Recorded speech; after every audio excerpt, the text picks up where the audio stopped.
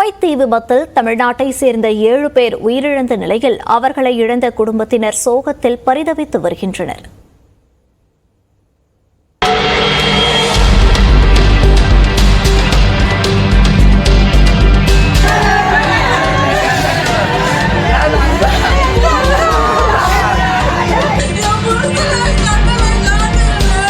தூத்துக்குடி மாவட்டம் கோவில்பட்டி அருகே உள்ள வானரமுட்டி கிராமத்தைச் சேர்ந்த வீராசாமி என்பவரின் மகனான 41 வயது மாரியப்பன் குவைத்தில் உள்ள பல்பொருள் அங்காடியில் கடந்த 20 ஆண்டுகளாக பணியாற்றி வந்தார்.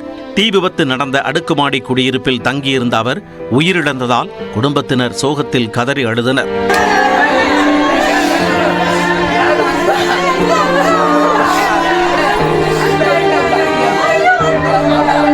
மூன்று மாதங்களுக்கு முன்பு சிவராத்திரி திருவிழாவுக்காக சொந்த ஊருக்கு வந்து சென்ற மாரியப்பனுடன் 3 நாட்களுக்கு முன்பு பேசியதாக அவரது தாய் கண்ணீர் மல்க கூறினார். என் மகனா முந்தா நாள் பிள்ளைய பள்ளிக்கூடம் போயிருச்சான்னு கேட்டான். ஐயா இப்பதான் வெளியே இறங்குதாளேன்னு சொன்னேன். அப்பலையே போட்டோம்னா உறக்கம் போயிருமேன்னு சொன்னேன். இல்லம்மா, நான் நாளை காலையில நான் உன போன் அடிக்க நீ இருமாண்ணா, நேத்து போன் அடிக்கல, என் தங்கம் போன் அடிக்கலன்னு நான் 4 தரம் போன் போட்டேன். போன் போய் எடுக்க மாட்டேங்க, இருங்கோ ஆப்பாயிருச்சு. பள்ளி செல்லும் குழந்தைகளுடன் மாரியப்பனின் மனைவி நிற்கதியாய் தவித்து வருவதாக மாரியப்பனின் தாய் வேதனை தெரிவித்தார். இதேபோல 15 நாட்களில் சொந்த ஊருக்கு திரும்ப இருந்த கடலூர் மாவட்டத்தைச் சேர்ந்த சின்னத்துரை என்பவர் தீ விபத்தில் உயிரிழந்தது சோகத்தை ஏற்படுத்தியுள்ளது.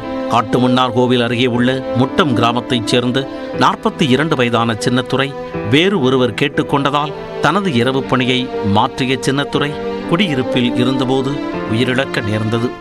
ஒரு வாரத்துக்கு முன்னாடி ஷிஃப்ட் மாற்றி வந்திருக்காப்புல. இல்லைன்னா டூட்டிக்கு போக வேண்டிய பையங்க அந்த பையன்.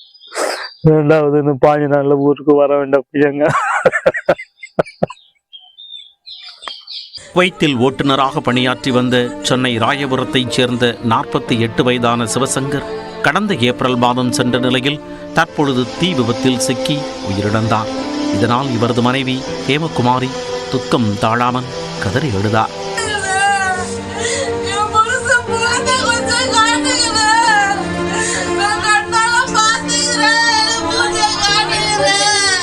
அவர் இறக்கிறதுக்கு வாய்ப்பு கிடையாது. அவர் அவ்வளோ வீக்கான மனுஷன் கிடையாது, ரொம்ப ஸ்ட்ராங்கான மனுஷன். அவரை யாராலையுமே ஒன்றும் பண்ண முடியாது. அவர் ஒண்ணுமே பண்ண முடியாது. இதேபோல தஞ்சை மாவட்டம் பேராவூரணியை அடுத்த ஆதனூர் கிராமத்தைச் சேர்ந்த மனோகர் லதா தம்பதியின் மகன் புனாஃப் ரிச்சர்ட் ராய் தீ விபத்தில் சிக்கி உயிரிழந்துள்ளார்.